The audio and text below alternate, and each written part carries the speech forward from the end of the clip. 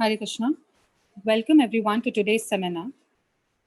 We are extremely fortunate to have amongst us His Grace Krishna Chandra Prabhu, Mr. Rishikesh Mafatlal, Chairman Arvind Mafatlal Group, and his good wife, Her Grace Radhapriya Mataji, Mrs. Rekha Mafatlal, who are spiritual and marriage counselors, senior devotees, and wonderful mentors to many couples for over 30 years.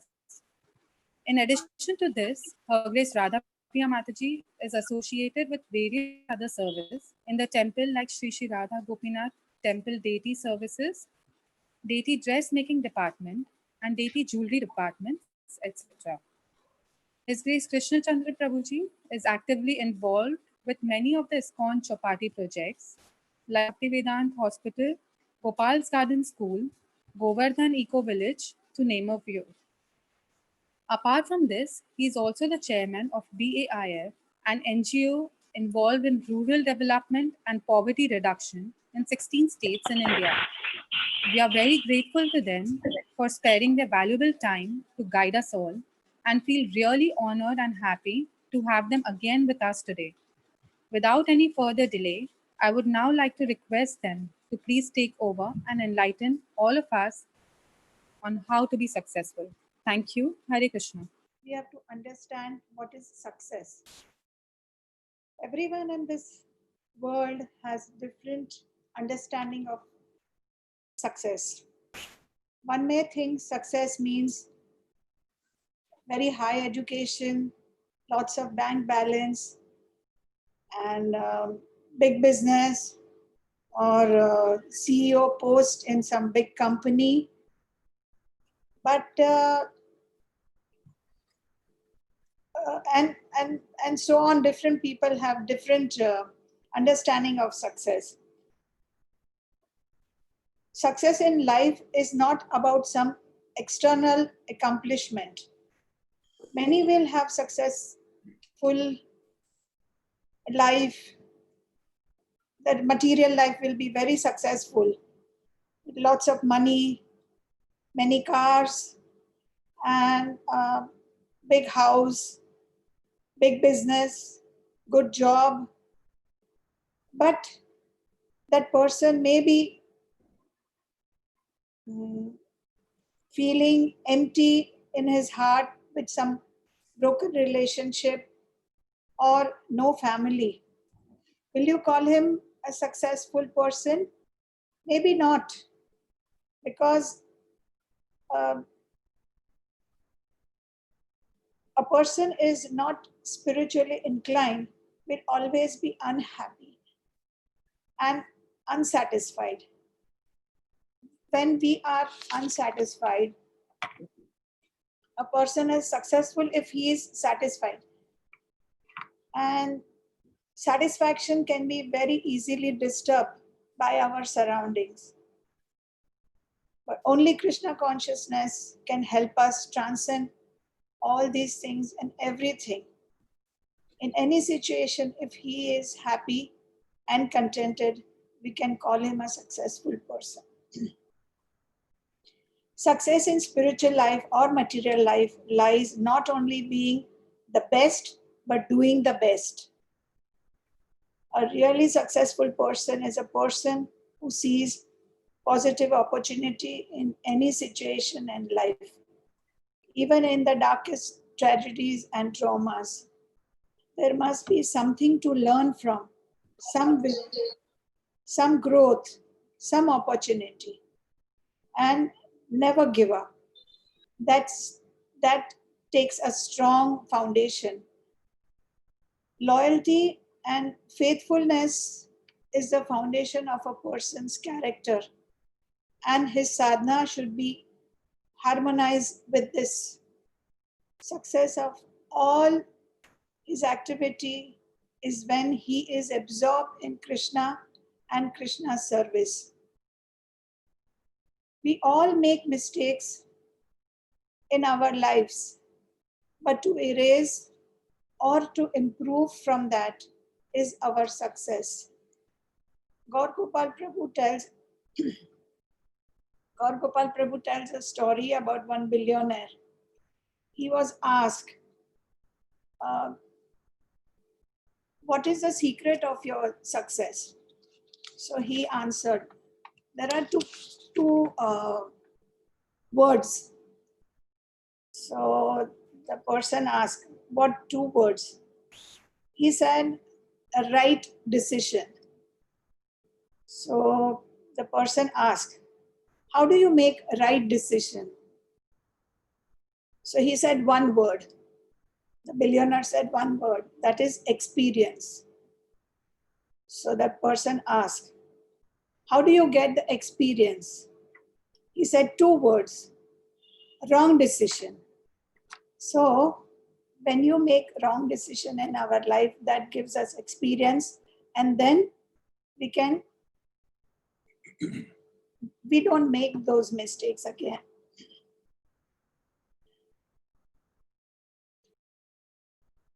Once you make a mistake and give up, saying that I can never do it right again, that's not right. You can give up, you can't give up so easily. And again, Gaur Gopal Prabhu, he says some wonderful lessons. भूल करना प्रकृति है, मान लेना संस्कृति है, और सुधार लेना प्रगति है. Person, when he makes a mistake and then he understands that's his mistake and then he corrects his mistake, that is a pragati. In our relationship with our spouse, with our children, with our parents, family, friends, many times we make mistakes, and we must have made mistakes many times. And being a success at the office and is not worth it if it means being a failure at home. And if you feel that your spouse is not loving you or respecting you anymore or enough, and your relationship has been, bad now, but have you ever thought that why he or she is not loving you? The best remedy for any dispute or misunderstanding is to discuss and clarify, putting our egos aside. And if we clarify whatever misunderstanding is, that solves all the problems. You may think you are tolerating your children, your spouse, other people, but don't forget that they are also tolerating you. And if we change our vision about that, then that vision will change us. Treat everyone like you want to be treated. You can't say that I will speak anyhow and my children or my wife or my husband should speak very nicely with me. That is not done. You speak silver and reply gold. So the way you will speak with them, you will get that back to you. And the children and your spouse expect as much from you as you expect from them. When the atmosphere of the house is loving and peaceful, everyone in the house is peaceful and happy. If the children and wife or husband, they feel safe, they feel wanted, and they feel loved, then you are a successful parent or a successful husband or wife. You can tell a lot about a man by the happiness of his wife and the respect given to him by his children. That is his success. And you never should never waste any opportunity to tell your children, your spouse, parents, friends, anyone that how much you love them. And if the love is not taught in the home, it is very difficult to learn anywhere else. All these, you teach the children, thank you, sorry, you love them, and the children will be with those type of manners. And the relationship does not mean only the husband-wife relationship. It can be the parents and children or friends, or anyone. The same golden rule applies in all the relationships.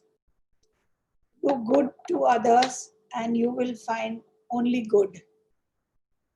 And now I would like Krishna Chandra Prabhu to continue. Thank you. So as Radhapriya said that, generally the tendency is that we consider success as material prosperity. But actually since World War II, after 1945, gross national product of all the countries, many countries, especially in the West, has hugely increased. But it is now dawning on them that has not resulted in increased happiness. So countries have been successful in one way, but people's happiness is not commensurately increased. In fact, in spite of the extraordinary increase in production and consumerism, statistics constantly showing that there's been an exponential increase in anxiety, in stress, mental disorders like depression. And during workplace, we all experience it that there is more and more pressure to work harder and harder, or otherwise there'll be job cuts. His Holiness Devamrit Swami was quoting one devotee in Australia where he preaches. So this devotee is from Mumbai, but he was telling him, and this devotee works in probably one of the biggest and best IT companies in the world, but he works in Australia. So he was narrating an incident that there were 300 of these managers in a room, in one hall, and one of the top management gurus associated with the company flew down to Australia and was giving them a pep talk.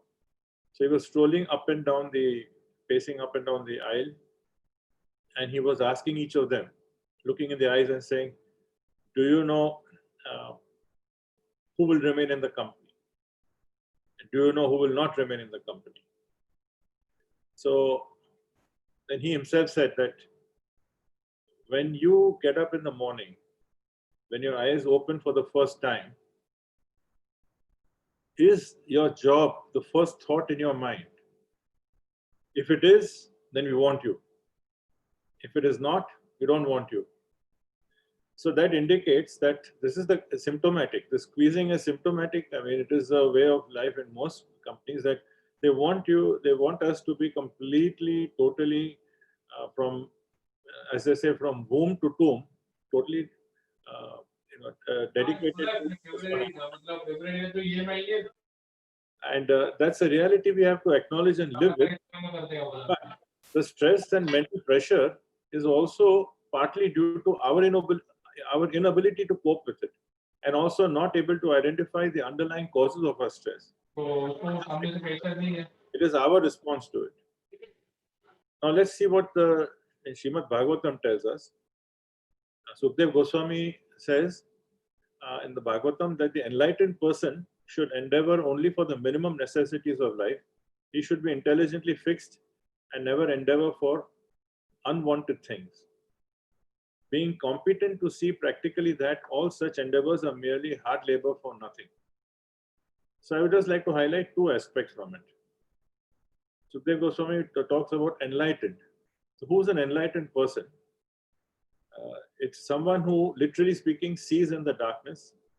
So we have the darkness of this material existence, which clouds the reality of who we are. That is, what is our real identity? That we are spirit soul, everyone. So enlightened person is one who's able to see through the darkness. He sees his or her spiritual identity and sees the Supreme Personality of Godhead's energies everywhere. That would be our goal, and that would be what we would be striving for. So we have to kind of benchmark ourselves against that and see whether that is our understanding, no matter what the external situation is. So that is one aspect, enlightened. And the other he mentions is about intelligently fixed. So he also says that Krishna has given us intelligence. Everyone has been given intelligence. The question is whether we are properly utilizing it or whether it is being misdirected. Now, when we talk of endeavor just for the minimum, this minimum will have different interpretations in different places for different people, according to one's ashram, according to one's social standing, setting, etc. So, typically one would think that minimum means should I be lazy, not work at all, not earn any money? Does it mean, no, it is not that. Everyone has to work hard. Nobody can do nothing. I mean, everyone has to, there's activity even in the brahmachari ashram. Whatever the situation is, everyone works hard, has to work actually. But we have to take into account, when we talk of endeavoring for the minimum, we have to take into account what are the resources that come to us without extreme endeavor. I'll repeat, we have to take into account what are the resources that come to us without extreme endeavor. The extreme is the operative word here. Everyone has to endeavor, but if we go to the level that where this becomes the do-all, be-all, end-all, then it really completely clouds our thinking and really takes over. And we see sometimes some of the biggest names in the world, they will say probably, can we put in 100-hour weeks, or that, in the interviews, there famously, one person said, okay, he joined that company because he was asked that as a test question, that, okay, on a Friday evening, you're going home at 8 o'clock, and then you get the results of your market survey of your product. This was a consumer product company. And the market survey says that you have lost 0.1% market share against a competitor. Would you come on Saturday morning and work on the weekend to rectify it, or would you wait till Monday? So the person said, he eventually became the chairman. He said, I said yes, and that's why I joined the company. So this would be extreme endeavor. So one has to, it is each one's choice. It has to be, so we have to account for how you want to have time in your life. This is the question. How do you want your time in your life? For studying about Krishna, for increasing our attachment to Krishna and his devotees, is as a devotee, that is, as a struggling devotee, that is what we endeavor. If not, then we would go the other way. But then we go back to the question of intelligence that's given by Krishna as to what we have come for, where we go. So when we look at success from an external point of view without any using intelligence, we may be misled. So we have to weigh all these factors, how to come up with the proper minimum. And we are all coming into this world with our different karmas, which manifest in different amounts of wealth and resources available. Each person has his own or her own set of situations, circumstances. So what is easily available for one person is not easily available for another. This is a crucial point to understand. The ease with which the resources and wealth are available, that is a key question. This will clear up a lot of problems.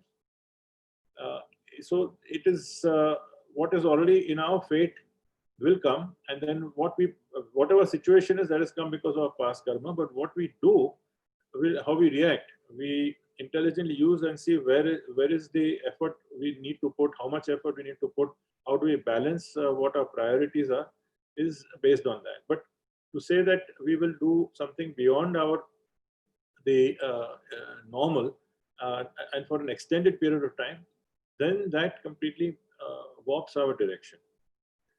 So because when it comes a little easily for us, whatever our fate is, then it leaves us with the free mind, and it also we can push on with our spiritual quest. But when it comes in a very, very difficult and anxiety-filled, stressed way for a long period of time, that would indicate that is not our minimum. That means over-endeavoring. I mean, we are not talking of, let's say, when you're studying in university and for 4 or 5 years, you really have to, maybe study 12, 14 hours a day. Those are temporary periods. Or even in a job situation, sometimes you have to endeavor much, much more for limited periods of time. But if it becomes a way of life, if it becomes the new normal, that we have to, that becomes our intensity is only for that, then we have to know when, try to find out when enough is enough. We can get that from guidance and understanding with other people. So sometimes we may be told that you have to get this done, some duty we have to do and we get it done, and we are able to do it, and we are able to manage our Krishna consciousness, then that's fine. But it is unlikely if it is going to be a long period of time. So this balance of what is Yukta Vairagya, I mean real renunciation, needs to be understood with guidance, and that's why we have association of devotees, and we have to use our intelligence whom we go to. But to understand today's culture, today's industry, that it's a kind of madness, because no one wants to make it easy. Anything that comes easy, it is like looked down upon, because nobody can be content with what they have. You have to be motivated to always increase, always get more and more and more. We are told that don't be satisfied by staying at the same level of material achievement. People are made to feel backward and uncivilized if they are satisfied with what they have. This is the work of a demoniac system. And I'm using a harsh word. It is not a fanatical word when I use this word harsh, because there is a purposeful intent to ensure that no one can be satisfied with what they have. There's constant agitation. You have to get more, you have to improve, you have to have something better. So if we understand this core principle, then we'll see the heart of what's troubling people today, including devotees.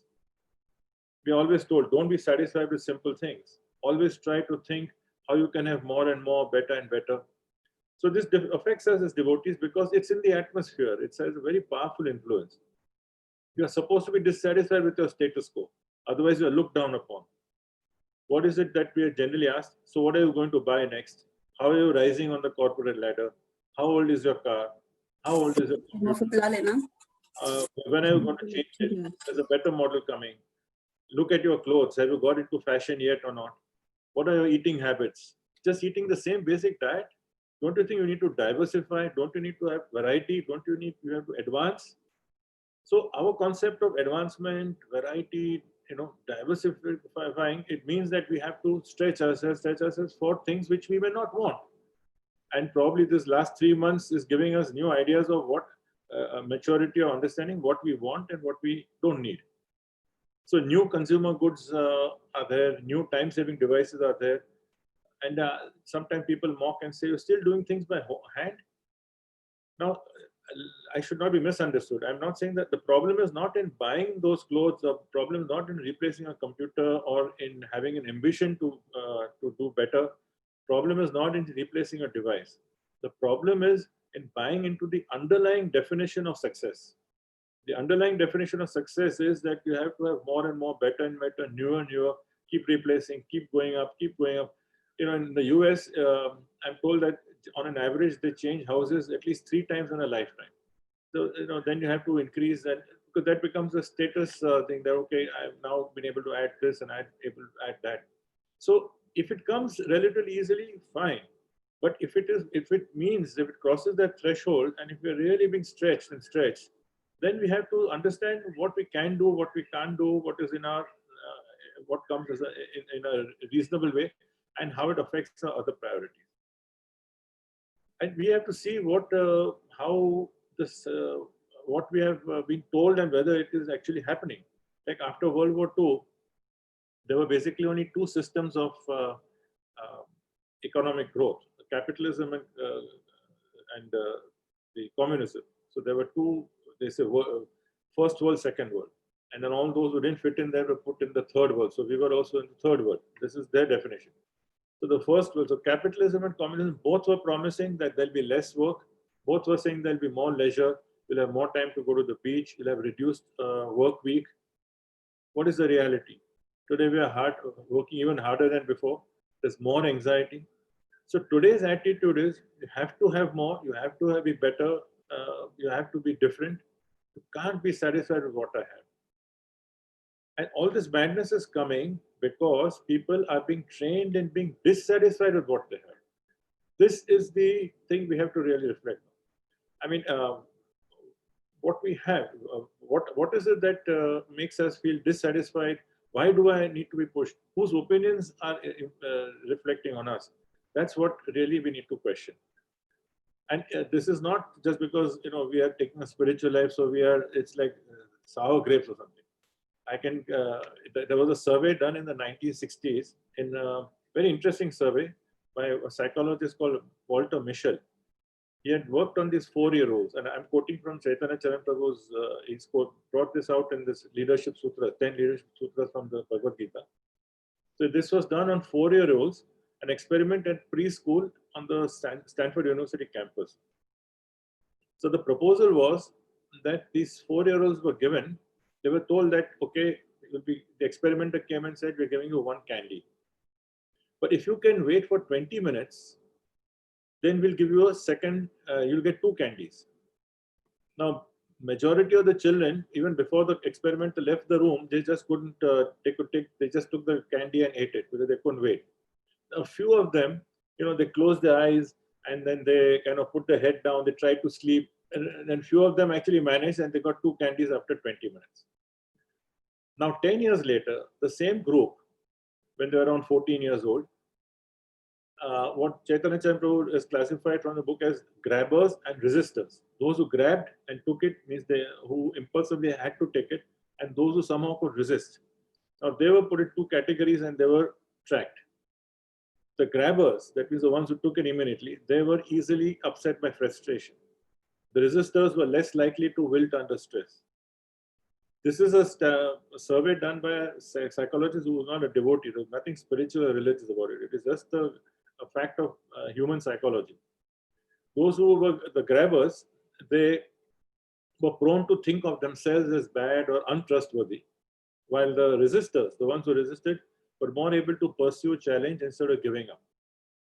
They were those who were the grabbers were prone to be mistrustful and resentful because they were not getting enough, quote unquote, while the resistors were more self-reliant, more confident, more trustworthy, more dependable. And the grabbers were likely to overreact to irritation, and thus they were more likely to be provoked into arguments and fights, while the resistors were still able to delay gratification in pursuit of their goal. That means they could still bring up the, delay the impulses. So, and then further, the same groups were, after another 4 or 5 years after high school ended, the parents were asked. And the parents of and according to the survey, the parents' evaluation brought out that the resistors were far superior as students. They put their ideas into words, they used and responded to reason, they concentrated on work at hand, they made plans to follow through on them, they went through with that, and they were willing to learn new things with experience. So, summarizing the results of this study, the very famous psychologist Daniel Goleman, he wrote the book Emotional Intelligence, where now the EQ, emotional quotient, is the buzzword in all companies when they bring. So this Daniel Goleman, actually, he summarized and he said this legendary statement, which I think is very pertinent for us. He said, there is perhaps no psychological skill more fundamental than resisting impulse. There is perhaps no psychological skill more fundamental than resisting impulse. So this is what an unbiased, just a factual study shows. But resisting impulse is actually going against our contemporary culture. What is our contemporary culture? Buy now, just do it. Go ahead, just if you feel like it, do it. That's it. So the current culture's definition of success, what it does is it lifts wealth from being life's necessity to becoming life's purpose. There's a big difference. Like for instance, food is our necessity, but we don't make the pursuit of food as our life's purpose because there is enough. So does materialism bring improvements, bring happiness? There's another very extensively researched book called The American Paradox by David Myers. And what he did is that he compared a 50-year period, 1960 to 2010. And he took this 50 years because this happened to be also, it corresponded with the, he took the American statistics, and this was indicative of the well-being of the people. And this 50 years also correspond with the highest growth rate in prosperity in world history for over a long period of time. And what were his findings in 50 years? The divorce rate doubled. So this is prosperity on one hand, but on the other hand, the divorce rate doubled. The teen suicide rate among teenagers tripled. Recorded violent crime rate quadrupled, went up by 4 times. The prison population quintupled, went up by 5 times. The percentage of babies born to unmarried parents went up by 6 times. That is indicative of marital harmony and how much trust and what is the state of the relationship. And depression has soared to more than 10 times pre-World War II level. This is by one of the more famous studies which was published. So the point again is not to reject materialism, but to not grant materialism the monopoly over our definition of success. I think we have to use the maturity to understand where, when we pursue our goals, we have responsibilities. But we don't grant materialism the monopoly which it has in many cases over our definition of success. That means everything is judged by the material standards, and as if that is the barometer of where you stand in other people's opinions. The spiritual dimension is the most important essential requirement, just as water is to fish. If you take a fish out of water, it's miserable. And if you put it on a couch with silken cloth, it's not going to make any difference. So similarly, we remain discontented when our spiritual side is not nourished, no matter how successful we may be materially. So as Radhapriya mentioned, that ultimately, the balance is necessary, and the spiritual aspect, our sadhana, it has to be harmonized with how we are working with others in the family. And another thing is that this is the age of appearances. So there is a show bottle behavior. So we tend to see the externals. We tend to see what the advertising industry wants us to see. We tend to see the flashy white shining teeth, which have been probably done with the orthodontist. The marketing industry wants us to see that. So we get to we try to feel that this is they are very happy. You have a girl is advertising, means put on a billboard showing that she's wearing a tie. So that means she's happy because she has a tie. Correlation, but the slowly the impression that the more we have, the more we change, the more newer cars that come in.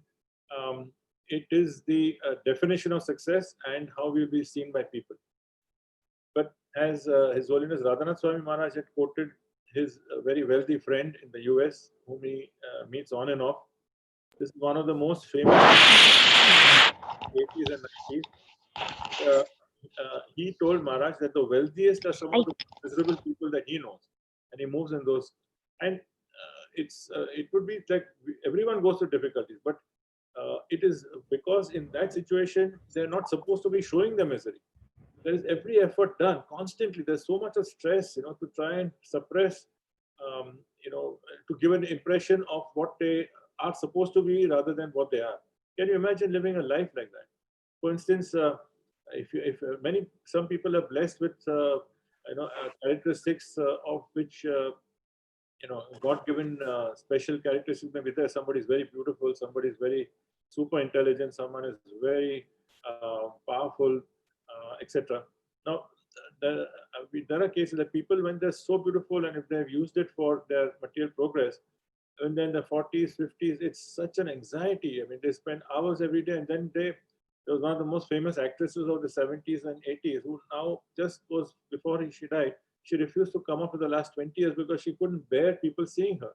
So it's very difficult for them to accept the reality. So what is the state of mind? It is only what expresses the happiness. While we may be seeing outside that, so the trappings of success are actually an illusion unless we balance it with, if it comes to us and we use it in the right way, that's fine. So we are not saying that materialism is to be rejected. It is the definition that gradually seeps into our mind is what we really need to be careful of. And in I Krishna, just remember something. yeah. He said it's better to marry a good nature person than to with a good physique. Good nature is more important than good physics. I think so. It's a relief, I would say.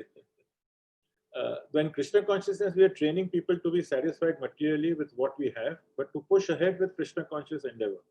So it is not that we relaxed, we work hard. But I think all of us, if you're honest, we will say, and I can spend hours, maybe days, explaining to you if I had to tell someone, how many events that have happened in my life, huge events, materially also, where for years we were striving for something with all the best resources. At times, met the chief minister, met the prime minister, met the board, met the RBI governor. I mean, that level, and and they all sympathized, but it never happened. And then 2-3 years later, we realized that thank God it didn't happen. And then there are so many times when we thought that it will not happen, and something happens, either favorably or unfavorably. That means there are things which are not in our control. So it's not a fatalist approach. It is something, a reality, that we make an effort, but not all the things happen in our the way we want, and many things happen which are not in our control. Like so many businesses, a lot of people have put in a lot of efforts, and then suddenly this COVID-19 disrupts so many things. Some people are in favorable position. Maybe they are in an industry which has some boom, and there are majority of people who are so badly affected. Now, who do you attribute it to? Is it hard work only? No, there are so many factors. But how we relate to it, how we react to it, how we take it into our stride, and use our intelligence to see what next is important. If we lose our balance, or if we get, if the success goes to our head and we feel that we are the masters of everything, that is also a challenge. So, satisfied materially, when we say, it doesn't mean you don't go to university, should not work hard, shouldn't make money. Activity is always there.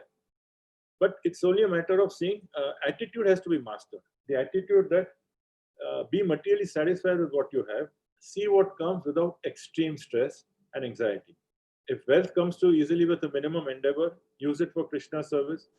And that is different for different persons. Like someone may easily give to Krishna 1 crore, and someone may not be able to give anything, may give just 2 flowers. Do we say that 1 crore is more than 2 flowers? Krishna's eyes, he sees the bhakti.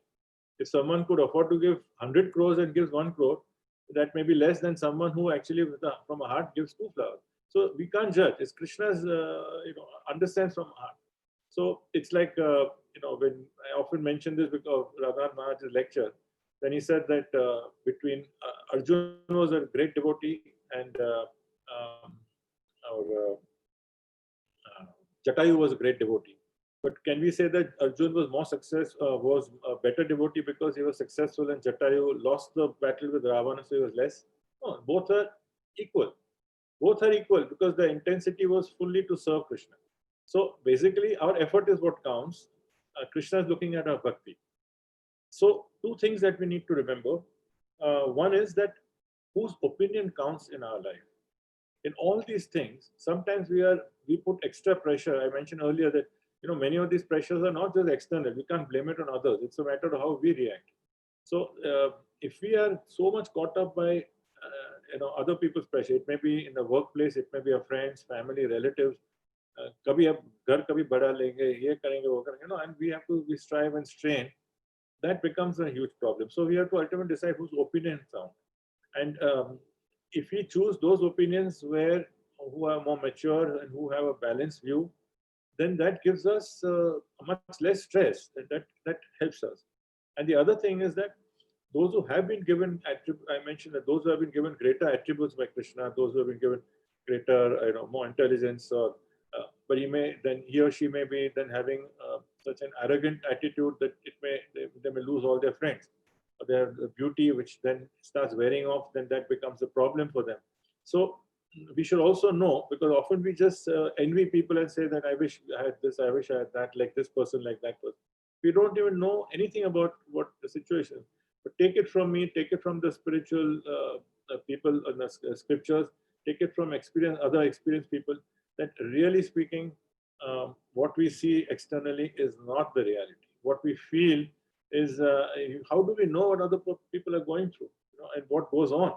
because there is so many spin masters and so many, especially the most successful people have people to, convey a different impression and different image makeovers. There's a whole industry for that.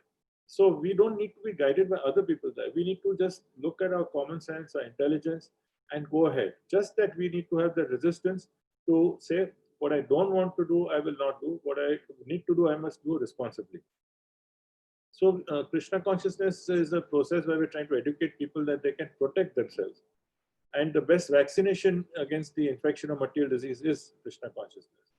Like Dhruv Maharaj's example, we know from the story that he went out for getting a tremendous amount of material success because he wanted to show his father and stepmother.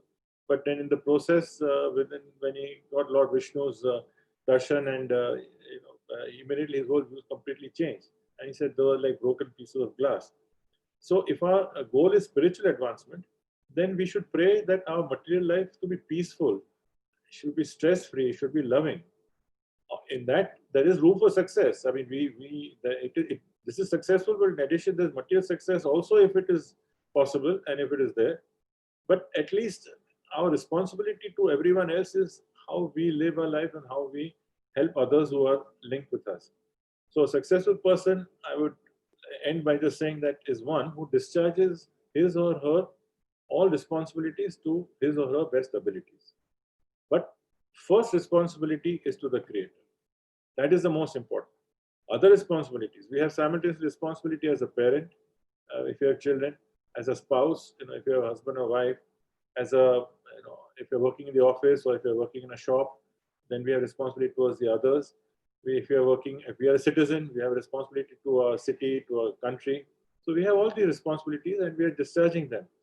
They all have to be discharged to the fullest extent that we can, but they have to be either connected with or at least in harmony with the first responsibility, which is to the Creator. Why? Because our first responsibility as a human being, we were born, we don't know how we came here, and we need to find out what we need to do, how we go out. That is the mark of an intelligent person who summarizes life, has the vision to see that, okay, I've got a limited period, whether 60 years or 80 years, and within that, I do the best I can.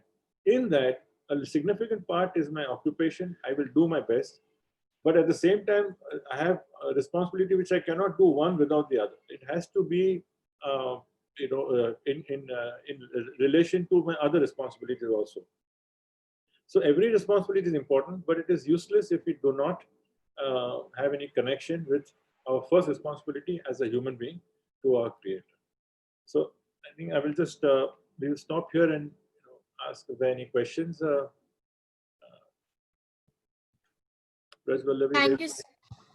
Thank you so much, Prabhuji and Mataji, for such an insightful session.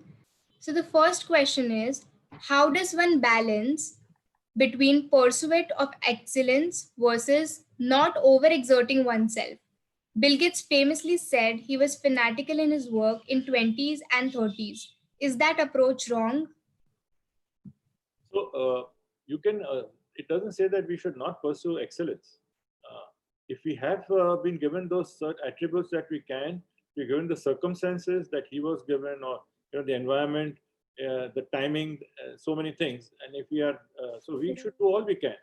What results come out, and if someone is making every effort, like the effort, say, Bill Gates made or Steve Jobs made, do we mean to say that they were the only two who made that kind of effort, or a few others? No, there are many people, maybe in the thousands, who were as intelligent, maybe more intelligent, who made huge efforts, but it made a flop. Maybe the timing was not right, whatever. So we are not against effort. We are not against excellence, pursuing excellence. But then there is a limit, as we said, that we have to endeavor for our overall responsibility.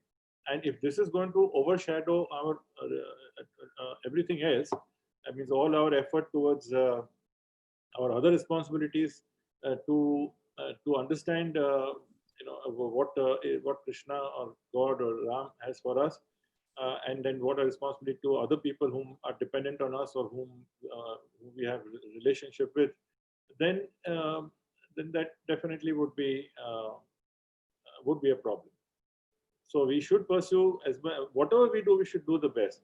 As Radhapriya mentioned, that our effort should be to do the best in anything, even if we are maintaining a home.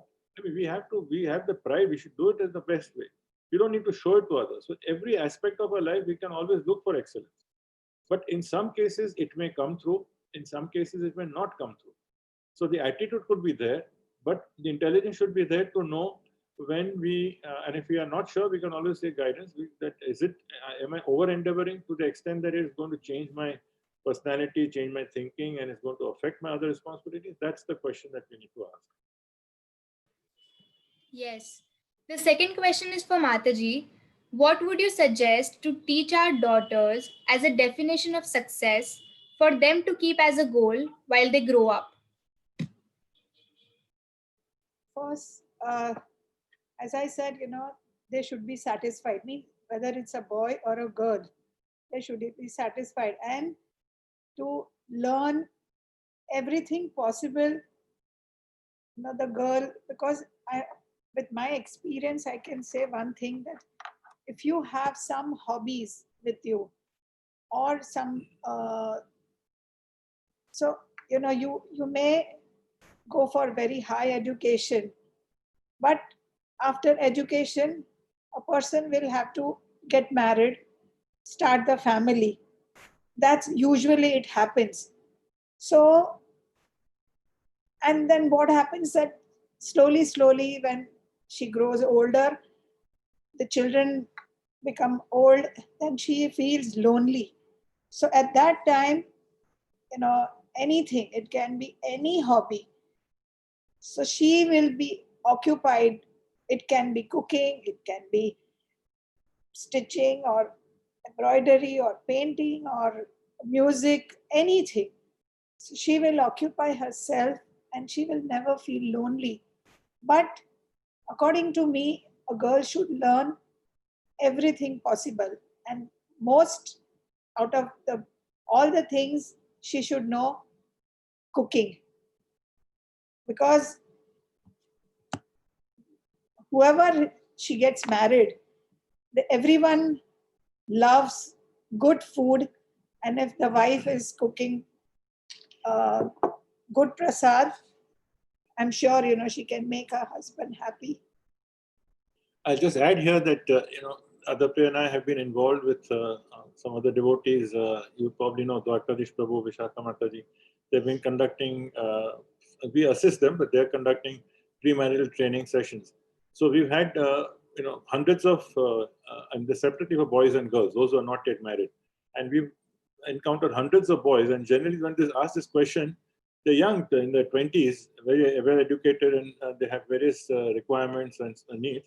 But one common thing that almost 95% would expect from their wives is cooking. So she's right. So true. The next question is, how do we understand being satisfied and content and not be greedy in context where this mindset becomes a hurdle in earning livelihood as it seems to feel guilty? Since we put highest priority is that whatever we do, but we are striving to understand about our real relationship with our creator. So there will be telltale signs to know that, well, whether we are now losing taste, we don't feel like associating, we don't feel like going to temple or whatever sadhana we are doing, we don't feel like doing that. So if you see it over days, weeks, perhaps months, clearly then if we are serious about rectifying it, then we will get these telltale signs. So we'll never know for sure, but it's always better to be watchful. Sometimes they say that we are always looking over our shoulder. So maybe and that keeps us on our toes. We need to a wise person is someone who's always worried, and I think that kind of apprehension is not it should not possess us, but it should always be there has to be an apprehension, a worry that am I doing this? Is it too much, too little? So I think we don't want to go to the other extreme also, that just give up everything and say I will, I don't need to, I will, because sometimes it has happened. The people may just feel that I've just liked the taste of this of a kirtan and lectures and certain lifestyle, but we have not really maturely thought in the long run whether it will fit us or not. It's not so easy. So we need to have a balance, and that's why guidance is one thing, and secondly, we will also have telltale signs in our life as we go along. And if we are humble and open to accept opinions, because of people whom count for us, oftentimes that we shut that off. If that happens, then where would we get the feedback?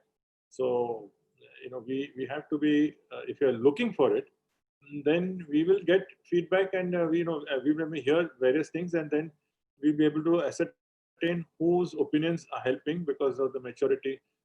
And there will always be, that's the benefit of association. There are a lot of people who are so much to be admired. So much deep respect we have, irrespective of the age, because they have that spiritual purity, but they also have a very mature understanding on the people's psychology and so on. So all that would be helpful for us. And even if we make mistakes, Radhapriya mentioned that we are going to make mistakes in every aspect. Here also, if we made mistakes, but we will be able to easily rectify it if we don't make it a prestige issue, don't make it an ego issue, and don't if you're not stubborn about it. Yes. The next question is how we can serve Krishna while being in our material life. How have you modified your own life? So if the desire is to serve, then Krishna says that he's most happy when we serve his devotees rather than directly serving him. In the sense that even if we serve the deities, that is Krishna, but it is done under direction. If you are going to the temple, so everything that we do, we do under instructions. So our intelligence is to decide whose advice we take, whose guidance we take in our spiritual life, and that we use our intelligence. We hear, we see. There is this Guru Sadhu Shastra triangle. That means there are the present sadhus, then there are the acharyas, and then the Shastra means the scriptures. If all the three are saying the same thing, then we know that we are on the right track. It is not some one individual's whim. Now, when we do that and we follow, then there are detailed sadhana, guidelines, etc. While we are doing that, even service is something which is natural to us. Everyone loves to serve. If you're not serving Krishna, we'll be serving our senses. So we are serving. There's no question that we are all the time serving somebody or the other. So our Swadharma is to be, of soul is to serve. So, but if we link it to Krishna, then in anything that she likes, anything that Krishna likes, and we are serving his or her, his chosen leaders. So that, and in ISKCON we have so many. And if you take that guidance from them, whether they are guru or whether they are senior devotees who are helping us, then we can take it under their guidance. So there are a lot of opportunities to serve. In our case, Radhapriya has a natural tendency of, a flavor. She's very good at, deity dresses and designing jewelry, etc. So she just took it, and when we joined the temple, it was a very small group. So she got ample opportunity, and even now she's one of a group which helps there. I had inclination of a corporate background, so I was helping in different committees were there. And Radhanath Maharaj had a approach which was very visionary, that he didn't want the brahmacharis to be associated with fundraising or accounts and so on. They were staying in the temple. So we had a beautiful, we still have a very beautiful contemporary relationship, and a complementary relationship where we we take guidance from them, but then there are certain aspects where they take guidance from us. So what came to me, I did it. What came to her, she has come, and it just happened that it was necessary. So if you're willing to take service, rather than saying I want to do this, if you come with a preconceived that I must do this service, otherwise then what happens that if we don't get that, then we get disappointed. Rather than that, we must try to see that we want to please the devotees. If our the goal is to please the devotees, because through that Krishna's mercy is invoked. Our spiritual progress is not dependent on anything else. It's only by the invoking the mercy of the gurus, the acharyas, and Krishna. And that happens when we please them. And pleasing means we try to serve them in the best way we can. And so therefore we're willing to serve in any way we can, whatever, whether it is during festivals or whatever way we can. And that also sometimes we may not be able to do it. So it doesn't mean again here that if we can't do it, then we feel guilty and say, oh, how can I say no? No, it's not. Sometimes we can't do it. It may conflict with our other responsibilities, then we decline. Krishna in our heart knows what we can do or cannot do. But we must make an effort to serve and be happy, find pleasure in that. Not in the particular service only, but actually in just pleasing devotees. I think that is the bottom line. The service is in pleasing the devotee, whoever we are doing it, whatever we are assisting someone. It's such a nice feeling if someone is doing something and you try to help him or her rather than saying that I'm doing it. If you find that sweet taste in it, then it becomes very, very nice. Then the particular service may change, but that attitude helps us. Thank you so much, Prabhuji. The next question is, many times we become apprehensive that trying to earn wealth might reduce our bhakti, and so we don't put in our best, especially when we hear so in classes. Although we have desire to earn more, is having such a desire not favorable to our bhakti? It's a good question because I can say my own personal experience. I've spent many years agonizing over the same question. But we should put in because I honestly, in the first several years, I kept feeling that if we should not be earning too much. But over time, when I got chance to clarify these things, now it's very clear that no, there's so much we can do if we can earn more. It's more as we said, this is more the attitude we want to create of what we'll do with whatever we have. I may have a setback or I may have a success. If I have a success, then what will I do? It may be monetary. It may be suddenly I'm being promoted or in a position of influence or power. Like we have a wonderful devotee who is now at very senior police level. It's a very critical position, and he has grown very rapidly. Somebody's in IAS. So it's if they have influences, then there's a huge amount they can do. So it's a matter of making full effort. But if we just should not live in a fantasy world, thinking that it will happen. You have to put in effort, but after some time we realize that it may not reach to the level we want, then we modify it. So to answer your question, wanting to make wealth is if there is an inclination, there's nothing wrong. But first, let's solidify our foundation of spiritual understanding so that then Krishna becomes our partner. Because Krishna is right there. He's in our heart. He's everywhere. We may or may not be perceiving him all the time, but he's there and he's so kind. He wants us to come to him. So if he's given us an opportunity, he's given us intelligence. He says in Gita that knowledge, remembrance, and forgetfulness all come from me. So if he's given the knowledge, then and if he's given us intelligence, and if he wants success to come, then the least we can do is to reciprocate and help to spread his name, express our gratitude. Any gentleman would do it to even an ordinary person. Someone comes and gives you something, we are grateful to him. If Krishna gives us all this, then we should make him a partner. So if he's a partner, and if we want to earn more, there's nothing wrong. But sometimes, if we are not in that, somebody may think like that, but his inclination is actually not as a, say, businessman. So we have to find out what we are good at and what way we can help. So, but assuming we are in business and if we can, there's nothing wrong. But it should not be sometimes we use it as an excuse to say that, no, I'm so busy, I don't need to go to any program. You may not be able to go to many programs, but you can go to some programs. You have to associate with those things will be needed because sadhana is most important, especially a chanting. If that starts declining, then we have a serious problem. Then it is just Maya, trying to trick us into, it's the other voice that is trying to submerge the voice of reason. So we have to be careful there. But within that, that desire is actually wonderful to say that, I mean, what if I have been given attribute, what can I do?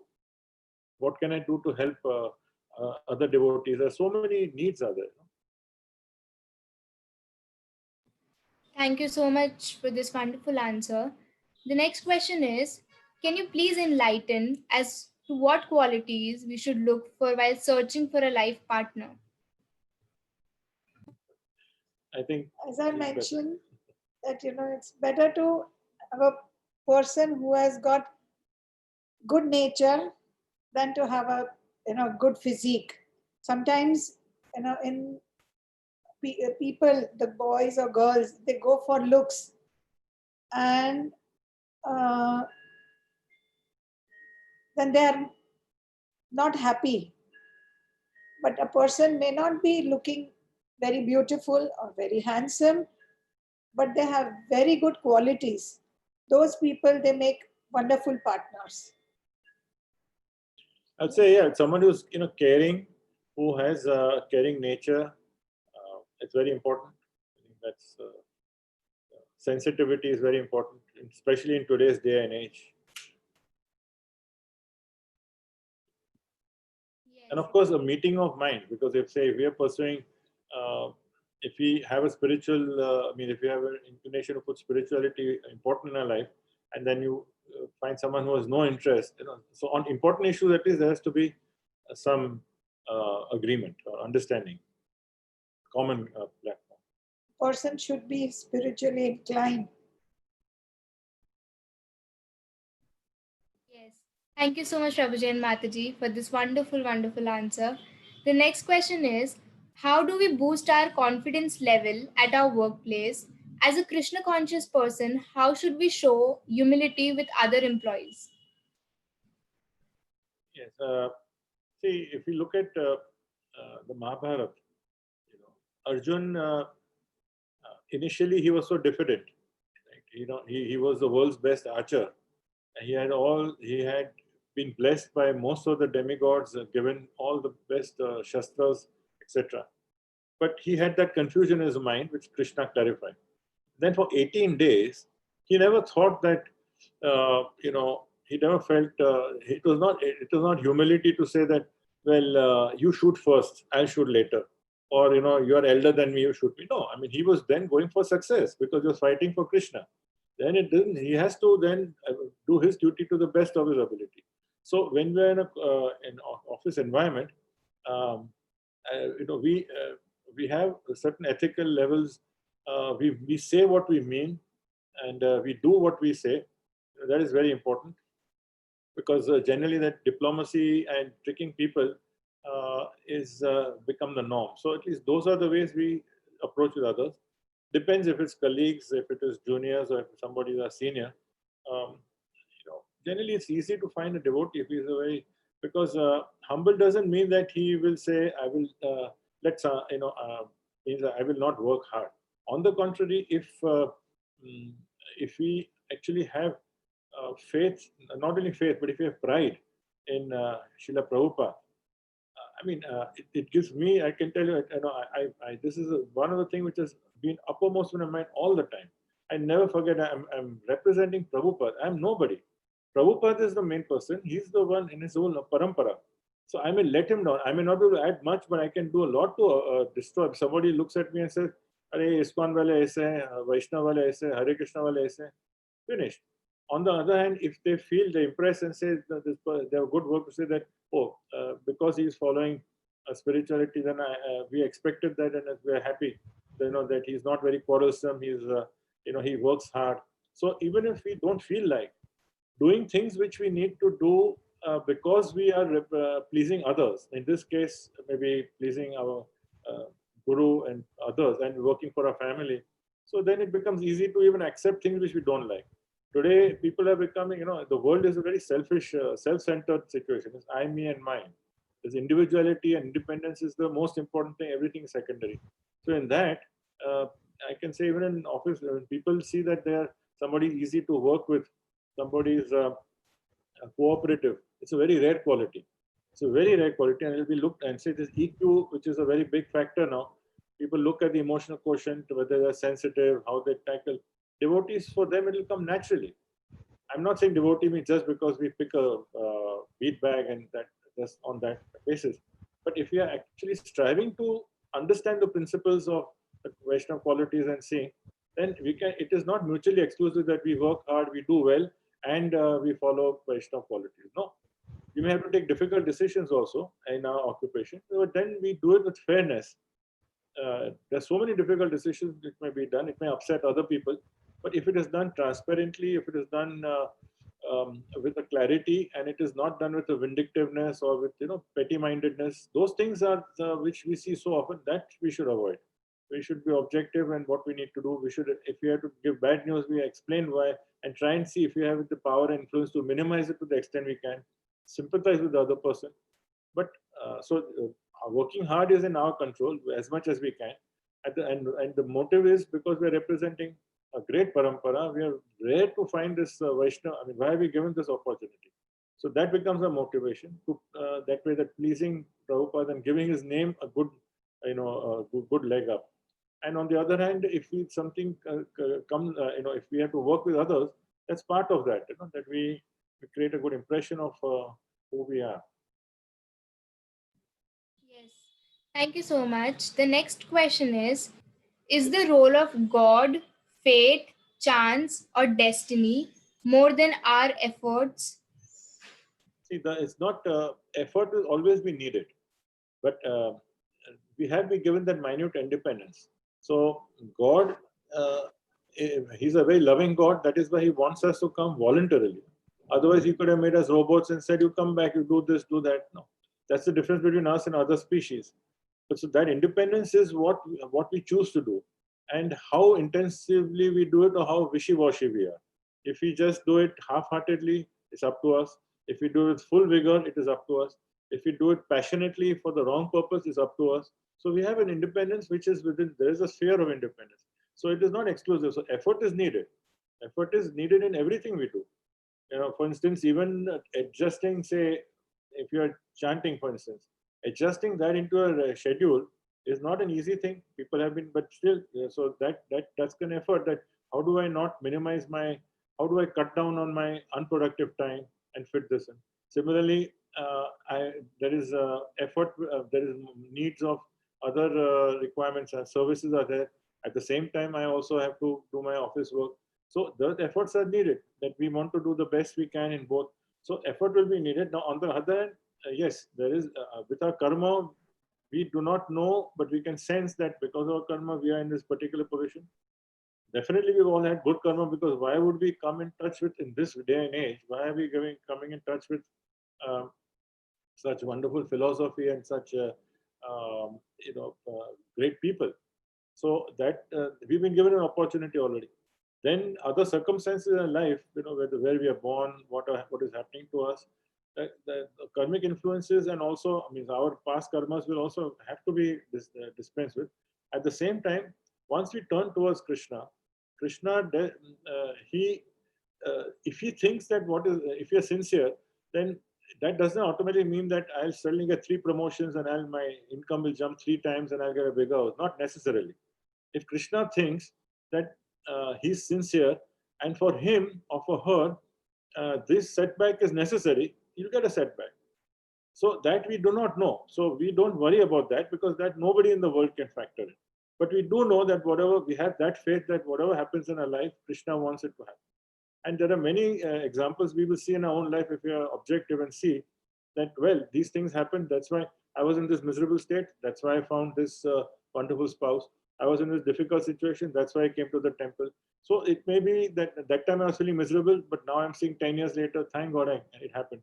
So we may be able to connect, we may not be able to connect, but that faith we have.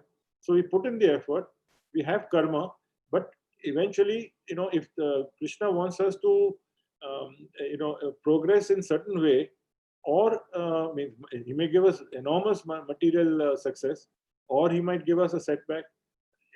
Everywhere we'll have a problem. It's not that anyone will have, because ultimately we have to go back to him. If we become too comfortable here, if we think that this is Indra's Raj and we have to just then we are immediately going to, it's everyone's human nature. We are immediately going to relax and forget it. So there'll always be some pinpricks, whether it's health, finance, whether it's relationships, neighbors, government, whatever, office. Somewhere or the other, there'll always be, and not the same thing all the time. So in that, effort goes on. We have a situation, and it may some new doors open. So there is an interplay of fate, because we are destined to have certain things. But Krishna can change it if he wants to, and if he wants to let it happen, then it will happen that way. So we may never know the exact nature of that, but Shastras tell us that all this interplay is for our good if we are actually looking for progress in spiritual life. And then we have to accept it, not say that it is according to my version, according to my definition of acceptance. If it doesn't come, then it's wrong. No, it is what is happening is some things are not in our control. Krishna is in control, and if if that challenge is going to be with me, I'll have to accept it.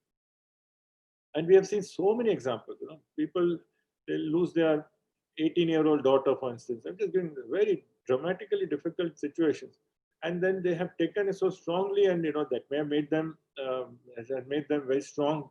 Or somebody has had major setbacks, not because of their fault, and their spouse may have done some ruined the house, and so they're innocent.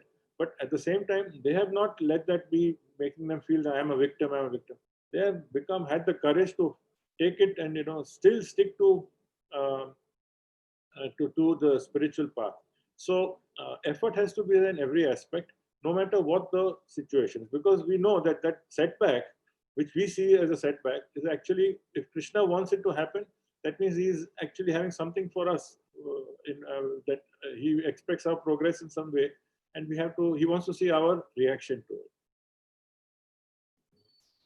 Thank you so much, Prabhuji. The next question is for Mataji. What is the most important reason for your successful marriage? Loving husband, very understanding husband. I'm not saying we didn't have difficulty in the beginning. We had difficulty, but we just stuck to each other, and we wanted to make the marriage work. So we never gave up. Yes. The next question is, kindly let us know how you go through your day spiritually. Well, they go through differently. I can say from my side, in the mornings I try to finish my rounds, and then now, of course, you're asking me the last 3 months, much more time, because I'm working from home. I have not been going to the office. My son has been going. Then we have occasional meetings, but it's not as frequent as before. So I have time for my chanting. Usually I'm able to finish in the morning, but then I also like to, I have a stationary bike, so some exercise, and then we have 4 grandchildren staying with us here, and 2 grandchildren who are not staying with us, but then we spend some time on FaceTime sometimes. So that takes some time. I also have then try to read. In fact, this has been, I'm not a big reader. I'm not a regular reader, occasional only, especially when to prepare for something. But now this time I took an effort and it has helped. I could spend a few hours because I had the time. So over time, I set some goals. I wanted to cover this, so that I have been able to do that.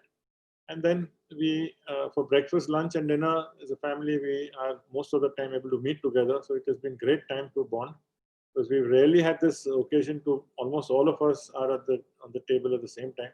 And we're talking of a family of 9 at last count. Yeah, there are 9 of us, so that's great. Staying together. Thank you so much, Prabhuji and Mataji. The next and the last question is, during Bhakti Siddhant Saraswati time, 64 rounds were mandatory. Does it suggest that devotees were not required to pay more attention towards the occupational duties? See, as circumstances change, we can only understand, only an acharya can understand our situation. That is the name, the acharya is only one, so that's why not any ordinary person. So in Bhaktisiddhanta Saraswati time, he knew the important emphasis on chanting of the holy name, because the cleansing process. So he laid the standards and he produced some extraordinary devotees. I mean, extraordinary, they were brilliant. We cannot imagine the clarity, the wisdom, the power that they had. But then they were limited to, the Gaudiya Mutt, they were limited to some mutts in, I think there were 60 odd mutts in India, and then they had devotees, but they were in the hundreds or maybe thousands. But it was destined that the next Acharya, Prabhupada, Bhaktisiddhanta Saraswati Thakur, nurtured him and gave him that emphasis, gave him the instruction on the first meeting, and then also the last time before he left this world in 1935. Then he said, you go to the West and preach. So Prabhupada then spent all his time, 30 years. So his horizon completely widened. So then he understood that he then told, when he went to the West, it's interesting how when he first went there, many of you read that he spent a year with her, just giving this lecture, that lecture, a few people coming here and there. Then he went to the gift shop, that matchless gift.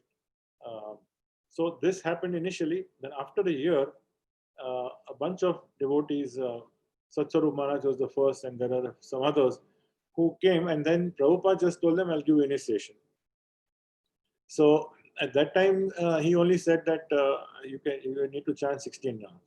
And then he didn't tell them that time, but then next day when they came down from the day of the initiation, on the refrigerator there was a note which said that you will not be, you have to no meat eating, no gambling, no this, because till that time some of them were even living as boy and girl without marrying. They were coming to the temple, and Prabhupada was so liberal because he understood that they are hard to accept Krishna consciousness, but they didn't know the etiquette and moral needs. So Prabhupada brought it gradually to them as the time came. And so chanting, then he told them that my Guru Maharaj had said you should chant 64 rounds.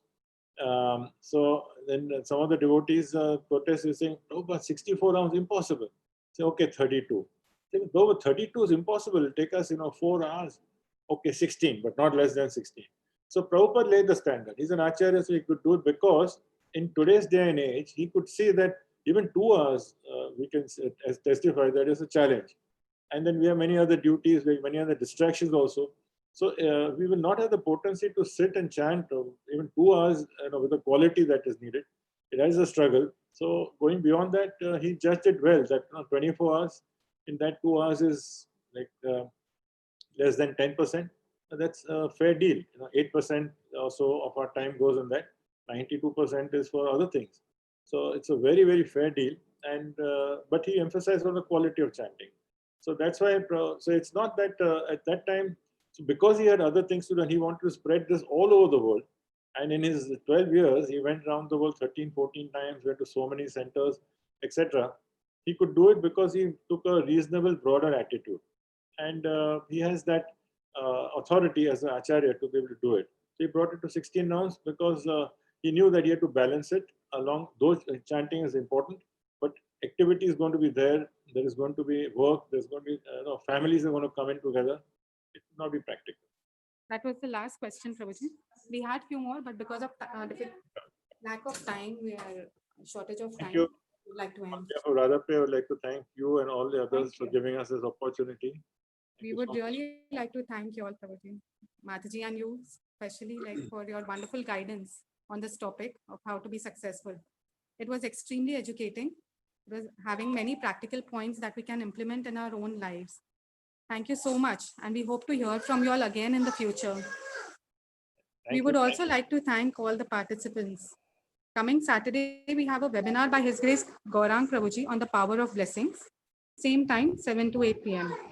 For further information and access to the webinar and more such webinars, please join us using the links given in the chat box.